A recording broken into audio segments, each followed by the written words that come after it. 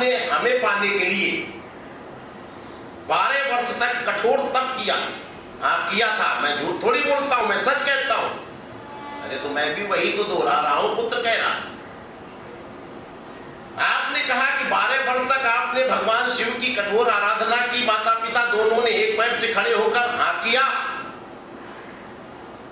12 वर्ष तक अथक तप करने के पश्चात भगवान शंकर प्रकट हुए। हाँ प्रकट हुए, मैं झूठ नहीं बोलता, मैंने दर्शन किए भगवान शिव के। हमारे सामने प्रकट होकर वरदान देने के लिए बोला कि मैं वरदान दूंगा, क्या चाहते हो? पुत्र कहने लगा मैं भी वही दोहरा रहा हूं पिताजी जो आपने हमें बताया है। भगवान शंकर प्रकट हो गए। हाँ हो गए। उन्होंने कहा वरदान मांगो। हाँ कहा। आपने क्या वरदान मांगा? अरे तुझे मांगा वरदान में। लड़के ने कहा तो तुम अंधे नहीं थे क्या उस समय? भगवान शंकर प्रकट हो गए, तुम उनसे भक्ति मांग सकते थे, मुक्ति मांग सकते थे, कुछ भी मांग सकते थे। तुमने उस समय मांगा तो क्या मांगा? मूत्र का एक कीड़ा मांगा जो गधे सुअर कुकर बिना किसी तपस्या के दर्जनों पैदा कर देते हैं, लाइन लगा देते हैं। तो एक ब्रह्मास्त्र तुम्हारे हाथ में था, लेकिन ब्रह्मास्त्र से शिकार तुमने किया मच्छर का। बताओ तुम अंधे नहीं थे क्या थे उस समय?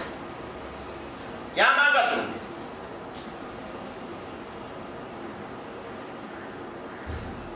पिताजी अवाक रहे गए।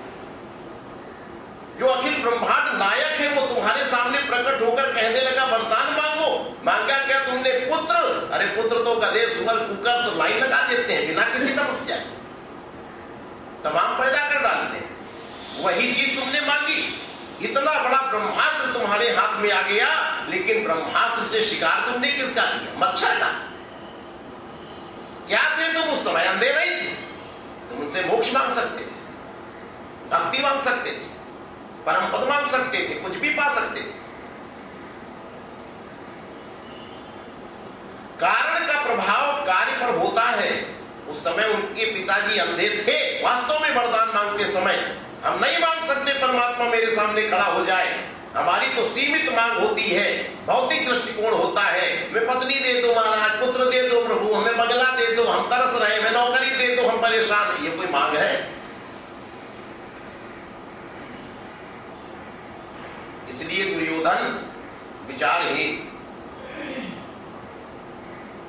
अर्जुन विचारशील, भगवान कृष्ण निर्विचार। ये 3 कैटेगरी है मानव की जो महाभारत के युद्ध में खड़ी है। विचारशील तो डगमगाएगा, पशु नहीं डगमगाएगा, दुर्योधन नहीं डगमगाएगा। वो लड़ने मरने के लिए तैयार खड़ा है, ईश्वर भी तैयार खड़े।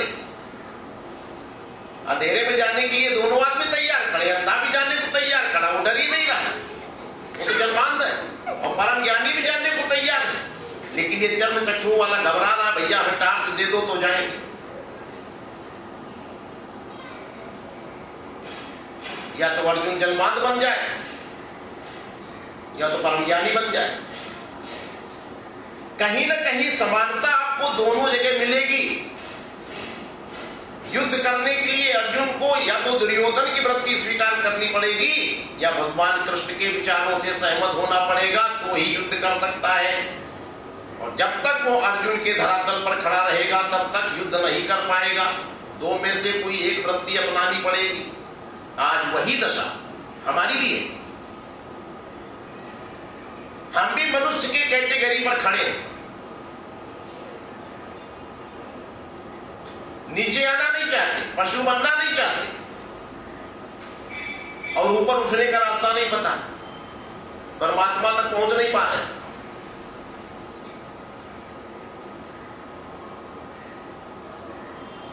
दो जगह, इन दोनों में, ईश्वर में और पशु में, कुछ चीजों में आपको समता दिखाई पड़ेगी। जैसे ईश्वर निश्चिंत होता है, पशु भी निश्चिंत होता है, मनुष्य नहीं होता। मनुष्य के साथ तो उसका परिवार जुड़ा है, पत्नी, बच्चे, रिश्तेदार, नातेदार, समाज की प्रतिष्ठा, बहुत कुछ जुड़ा हुआ है। पशु तो केवल अपना पेट भरना है। पशु कुछ नहीं देखता कि हमारे बच्चों ने खाया कि नहीं खाया, हमारी बीवी ने खाया कि नहीं, उससे कोई लेना देना। अपना पेट भर गया जैसे यार, वो निश्चिंत। ईश्वर भी निश्चिंत। ईश्वर के अंदर बोरियत नहीं होती, ईश्वर कभी बोर नहीं होता, पशु भी कभी बोर नहीं होता। कई क्वालिटी आपको पशु में ईश्वर में एक जैसी दिखेंगी।